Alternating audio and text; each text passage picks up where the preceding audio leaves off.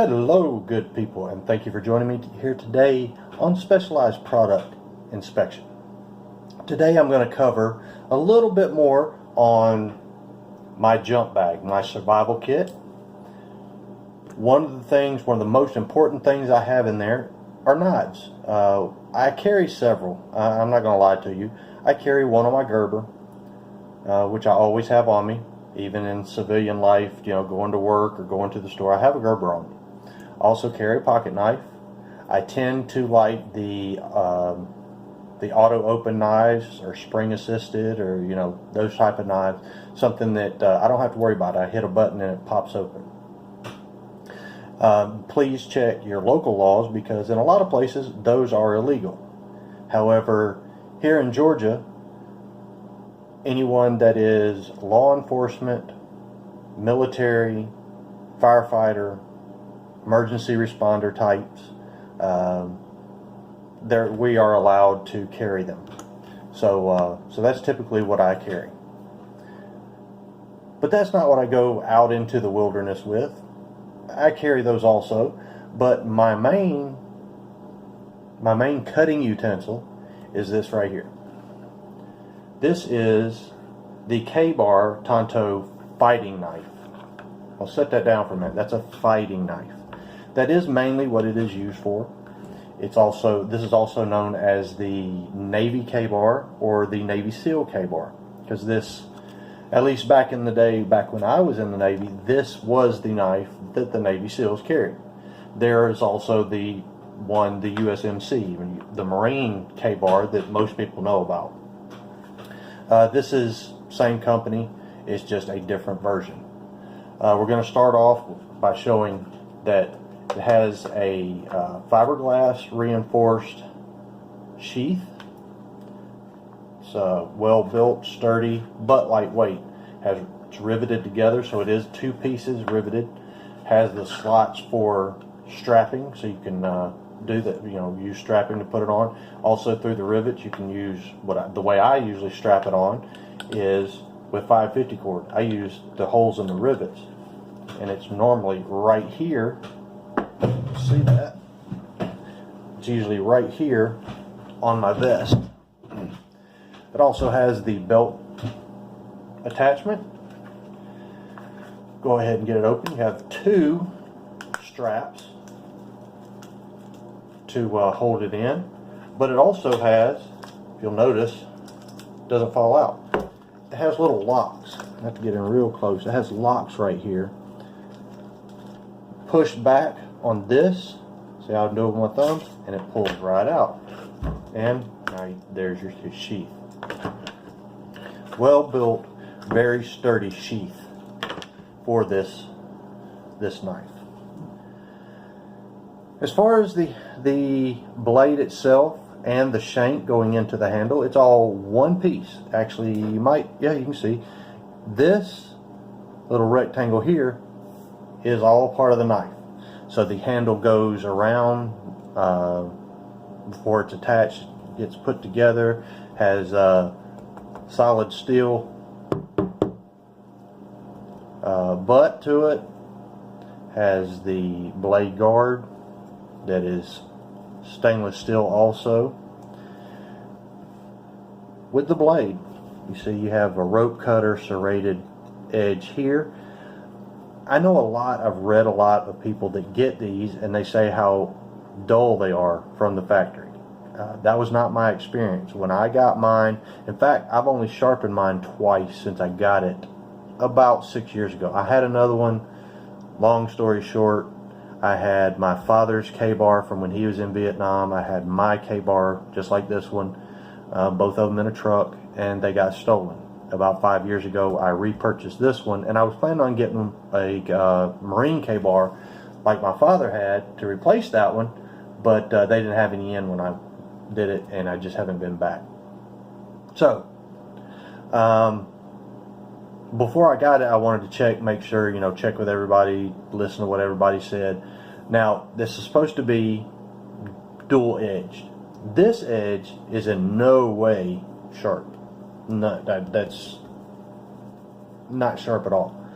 This edge, however, was razor sharp. like I say, I've only sharpened it like twice in 6 years, and all it takes is a couple of drags across a stone, and that's it.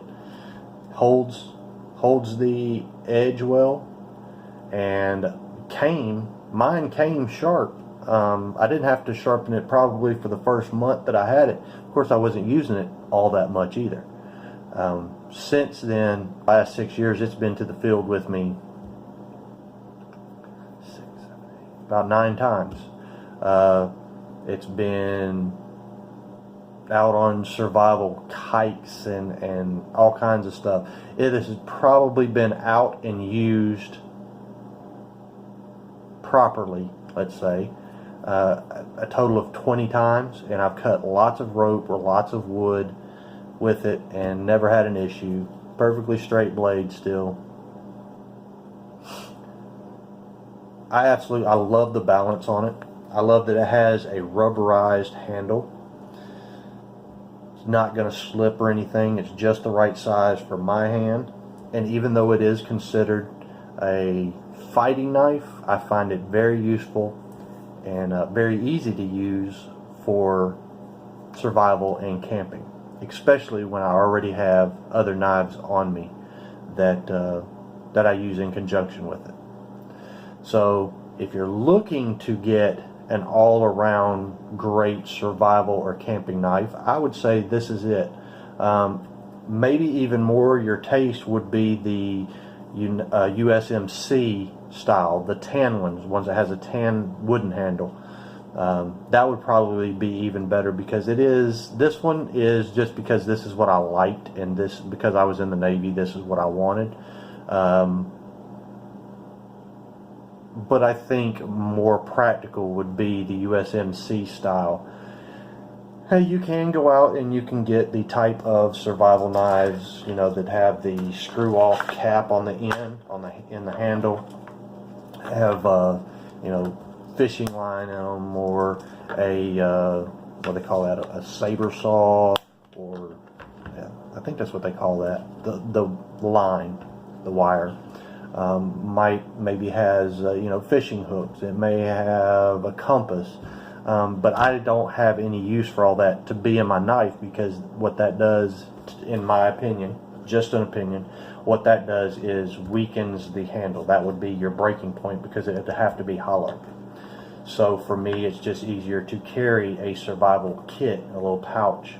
If I thought about it, I'd have brought it, but mine is a pouch, probably about, don't know how to compare it here, about this big, about the size of a CD holder, and it has all that: the fishing line, fishing hooks, the wire for cutting, a compass. Well, my compass is, I have the Army issue compass, which I was not issued. I had to go buy mine, so I get to keep it. I could just keep it all separate so that I don't have a hollow handle that is likely to break. So there you go. I think I'm going to end it right there with this.